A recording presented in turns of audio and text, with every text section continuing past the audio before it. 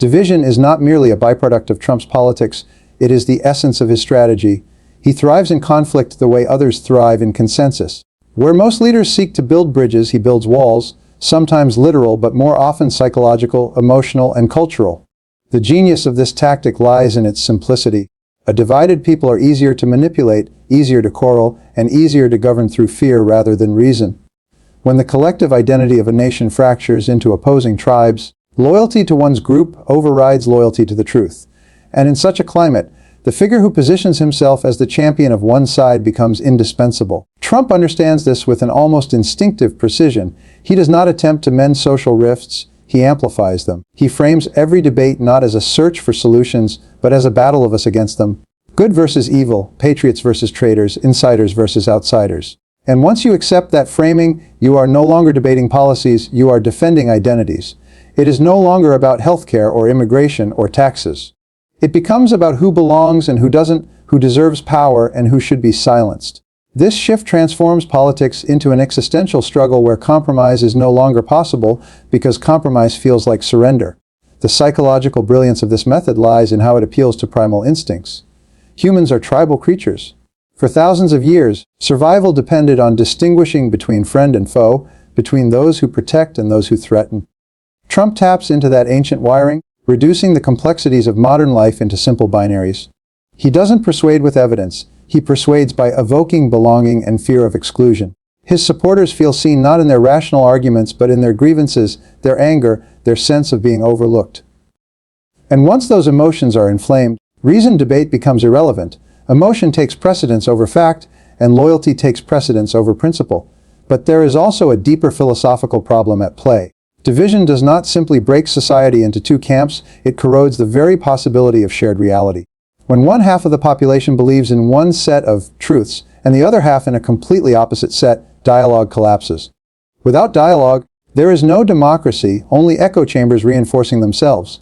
And this is where Trump's playbook becomes most diabolical. Division becomes self-perpetuating. Each insult hurled, each outrage manufactured deepens the wound until unity feels not only improbable but undesirable. And here lies the danger: when division is weaponized, healing becomes nearly impossible. The longer a society lives in this state, the more it normalizes conflict, distrust, and hostility as the baseline of political life. What Trump has revealed, perhaps more than any leader in recent history, is that a nation does not need to be conquered from without. It can be dismantled from within, piece by piece, fracture by fracture, until it no longer remembers what it means to be whole. The sobering truth is this: division is not just a tactic of his politics, it is the cornerstone of his power. And unless we recognize how that weapon is being wielded against us, we risk becoming willing participants in our own undoing. Trump's politics are not merely political, they are theatrical. He has transformed the business of governance into the business of spectacle, where the measure of success is not effectiveness but attention. In this world, the camera becomes more powerful than the Constitution, and performance outshines policy. What might seem chaotic, even clumsy, is in fact part of the playbook. Keep the audience enthralled, keep them guessing, keep them entertained. Because in a society addicted to spectacle, attention itself becomes a form of power. The brilliance of this method is that it blurs the line between reality and show. Every press conference, every rally, every social media post becomes less about substance and more about stagecraft. His speeches rarely dwell on the details of policy. Instead, they are constructed around emotion. Anger, pride, resentment, triumph. He speaks in superlatives and absolutes, in phrases designed not to inform but to be repeated.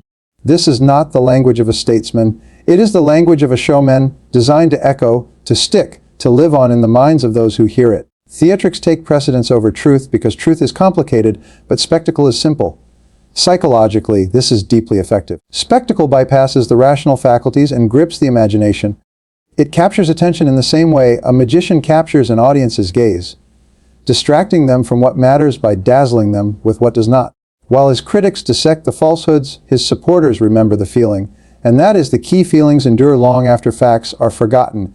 Outrage, excitement, and fear lodge themselves into memory far more powerfully than numbers or data ever could. In this way, Trump doesn't need to win the argument, he only needs to dominate the stage. But spectacle has a darker function as well. It normalizes conflict as entertainment. Every insult hurled at an opponent, every scandal, every dramatic exit from the script becomes part of the show. The more chaotic it appears, the more captivating it becomes. And in a society conditioned by media to crave drama, the outrageous begins to feel ordinary, even expected. What once would have been scandalous becomes merely the next episode. In this theater, the audience is no longer alarmed, they are entertained. Philosophically, the danger is profound. Politics, at its core, is meant to be a collective search for truth, justice, and the common good. But when politics becomes theater, truth is no longer the standard, applause is. Leaders are no longer measured by the depth of their vision, but by the magnitude of their spectacle. And when spectacle reigns supreme, democracy itself becomes a stage set, fragile, manipulated, and hollow. The most dangerous part of the performance is that it works. People leave the theater not with clarity, but with conviction. Conviction shaped not by facts, but by the intensity of the show they have witnessed. And so long as the crowd keeps watching, the play will go on. The lesson is unmistakable. If we allow politics to be consumed as entertainment, we will forfeit the seriousness required to protect our democracy. Because the moment we reduce governance to spectacle, we cease to be citizens and become only an audience. Trump's use of language is not accidental. It is intentional, sharp, and deeply manipulative. He understands something many underestimate: words are not neutral tools. They are weapons, they are shields, and they are instruments of domination. Where others may see speech as a way to communicate ideas, he sees it as a way to bend perception, to frame reality, and ultimately, to control the emotional lives of his audience. His genius lies not in eloquence. He does not aspire to be poetic, but in blunt force. He strips language down to its most primal form: slogans, insults, nicknames, and refrains that bypass the intellect and go straight to the gut. Consider how often he reduces opponents to single words: fruct, sleepy, low energy. These are not arguments, they are labels. But once a label takes root, it becomes more powerful than evidence. 1,000 pages of reasoned debate cannot erase a single word repeated with conviction. And by branding others in this way, he positions himself as the arbiter of identity, deciding who is strong and who is weak, who is trustworthy and who is corrupt. Language in his hands becomes a means of domination, reducing complex individuals into characters that serve his narrative. This strategy extends beyond insults. His repetition of certain phrases, fake news, witch hunt, enemy of the people, functions like a psychological drumbeat. Repetition has always been a tool of propaganda because it engraves itself into the subconscious. Even those who reject the claim find themselves repeating the phrase, and in doing so, giving it life. In philosophy, this is the triumph of rhetoric over truth. In psychology, it is the conditioning of a population to respond emotionally rather than rationally. The phrase becomes the reality, no matter how detached from fact. What makes this tactic so dangerous is that it erodes the very foundation of truth itself. When words are weaponized, truth becomes relative. Facts are no longer shared points of reference. They are reduced to opinions, to feelings, to alternative facts. This collapse of common meaning is not a side effect of his language. It is the goal. Because when there is no shared truth, power belongs not to those who reason best, but to those who speak loudest and repeat most often. On a deeper level, this creates a psychological dependency. His supporters are not just listening to information, they are consuming a narrative that makes sense of the world. It simplifies complexity, offers villains to blame, and elevates him as the one who sees through the lies. And once you accept his framing of reality, stepping outside it feels like betrayal, not just of him, but of your identity. This is why his language resonates far beyond logic. It taps into the human need for certainty in a chaotic world, and certainty, even when false, is often more comforting than complexity, even when true. The lesson is clear: when language is used not to illuminate but to dominate, democracy is at risk. Because the moment we allow words to replace truth, we surrender the very freedom of thought that makes us human. Trump does not simply present himself as a politician, he presents himself as a figure to be followed, defended, and even worshipped. This is not the ordinary loyalty of voters to a candidate. It is something deeper, more visceral, and more dangerous. What he has built is not just a political base, it is a personality cult. And like every cult, it thrives not on reasoned persuasion, but on emotional attachment, symbolic identity, and the promise of belonging to something larger than oneself. At the center of this phenomenon is the construction of an image, carefully cultivated and relentlessly reinforced. Trump positions himself as more than a man. He is a symbol of strength, defiance, and resistance against a system his followers believe has failed them. To his supporters, he is not merely fighting political opponents, he is fighting on their behalf, against the forces they believe have silenced or betrayed them. This transforms the relationship from transactional politics into personal devotion. Supporting him becomes not just a choice but a declaration of identity. Psychologically, This taps into one of the most powerful human needs, the need for belonging. People crave leaders who affirm their value, who reflect their frustrations, who turn private grievances into public battles. Trump does this with uncanny precision. He convinces his followers that their struggles are his struggles, their enemies are his enemies, and that any attack on him is ultimately an attack on them. In this way, loyalty to him is inseparable from loyalty to oneself. To question him would be to question one's own worldview, one's own community, even one's own dignity. This is why scandals that would destroy another politician seem to leave him untouched. In the logic of the cult, every accusation is reinterpreted as proof of his authenticity. If he is attacked, it must mean he is dangerous to the establishment. If he is criticized, it must mean he is telling truths others are too afraid to say. What would typically erode trust in a leader instead deepens it, because loyalty is no longer based on performance but on identity and faith. Philosophically, this reveals a chilling truth. Democracy depends on citizens who evaluate leaders critically, who hold them accountable, who are willing to withdraw support when trust is broken. But a cult of personality destroys that accountability. It replaces rational judgment with blind devotion. It elevates one individual above institutions, above norms, above even the law itself. And once that threshold is crossed, democracy begins to collapse into something much darker, rule not by consent, but by allegiance. The danger is not simply Trump himself. The danger is the precedent. If one leader can command such devotion that no failure, no lie, no abuse can sever the bond, then the door is open for others to follow the same path. And when leaders cease to be servants of the people and instead become objects of worship, freedom is no longer sustained by reason. It is surrendered to faith. The warning is stark. The moment we trade critical thought for blind loyalty, we stop being citizens and start becoming subjects. And once we cross that line, reclaiming our independence will be far harder than we imagine. One of the most cunning features of Trump's playbook is his ability to present himself as both the strongman and the victim. On the surface, this seems contradictory. How can a man boast of his unmatched power, his dominance, his ability to win against all odds, and at the same time claim to be constantly persecuted? But this paradox is not a weakness. It is the heart of his strategy. Because when you are both invincible and oppressed, you can appeal to two of the deepest psychological needs people carry, the longing for protection and the desire for recognition of their suffering. As the strongman, Trump projects the image of absolute authority. He is bold, uncompromising, unwilling to bend. He talks not of careful negotiation but of total victory. He paints himself as the only one capable of delivering safety, prosperity, and strength in a world portrayed as hostile and chaotic. This posture resonates with people who feel vulnerable or uncertain. They see in him the figure who can stand where they cannot, who can fight battles they feel powerless to fight. In him, they locate borrowed strength, a vicarious sense of dominance.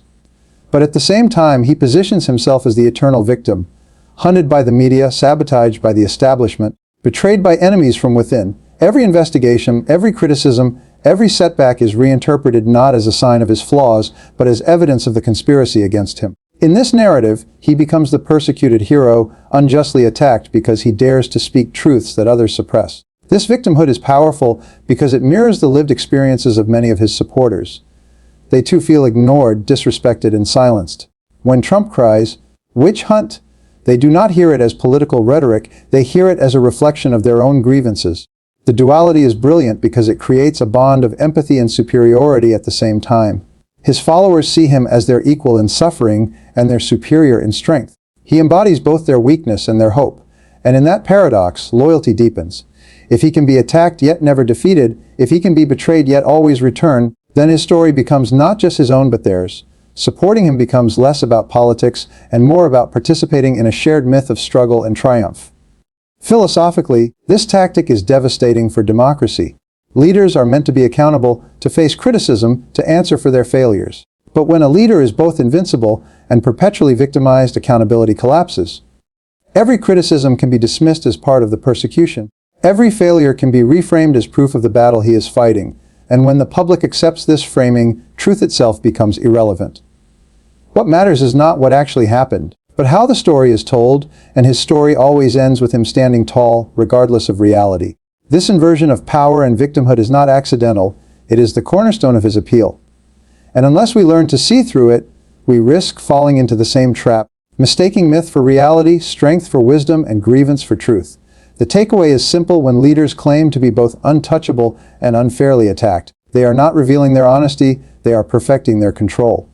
And if we do not challenge that illusion, it will not only define our politics, it will define our future. Perhaps the most insidious aspect of Trump's playbook is the way he normalizes the unthinkable. Outrage, by its very nature, is meant to be temporary, a sharp jolt that awakens a society to danger. But when outrage is constant, when it is churned out day after day, it begins to lose its edge. What once would have provoked shock, even horror, gradually becomes background noise. This is not chaos by accident, it is erosion by design. By steadily breaking norms, mocking traditions, and crossing lines that once felt inviolable, he shifts the boundary of what a society will tolerate. This tactic is rooted in a psychological truth: people adapt to their environment. If the extraordinary happens often enough, it begins to feel ordinary, and when the extraordinary is misconduct, corruption, cruelty, or deceit, the danger is not just in the act itself, it is in the desensitization that follows. Each new breach lowers the threshold of collective alarm. What was once intolerable becomes debatable, and what was once debatable becomes acceptable. Step by step, the moral fabric frays, and the public forgets what it felt like to live in a different standard of truth and decency. Trump wields this principle with unnerving skill. He floods the public sphere with scandal upon scandal, controversy upon controversy, until the sheer volume makes resistance exhausting. By the time one fire is addressed, another is already burning. The result is a psychological numbing, a fatigue that silences opposition not by force but by wariness. Critics grow tired. Institutions hesitate. Citizens begin to shrug. The outrageous becomes the everyday. Philosophically, this erosion of outrage is catastrophic because democracy depends on boundaries. It depends on the idea that there are certain lines that cannot be crossed, certain truths that cannot be denied, certain standards that cannot be abandoned. When those lines blur, when the difference between truth and falsehood, decency and indecency, law and lawlessness is no longer clear, society slips into moral confusion. And in that confusion, power consolidates. Authority thrives not by commanding belief, but by dismantling the very conditions that make belief possible. The danger is not simply that one man crosses lines. The danger is that an entire people learns to live without lines. And once that happens, the damage is not easily undone.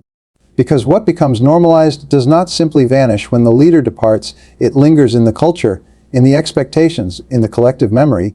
Future leaders inherit a weaker immune system, a population less shocked by corruption, less outraged by deception, less willing to demand accountability. This is the final genius and the final threat of the Diabolical Playbook. It is not merely about winning elections or dominating headlines. It is about shifting the baseline of an entire nation until what once seemed impossible now feels inevitable. And so the warning is clear: if we allow the unthinkable to become normal, we will wake up in a world we no longer recognize. The task before us is not just to resist what shocks us today, but to guard against what we may no longer feel tomorrow. Because once the unthinkable becomes ordinary, the path back to decency may be gone forever.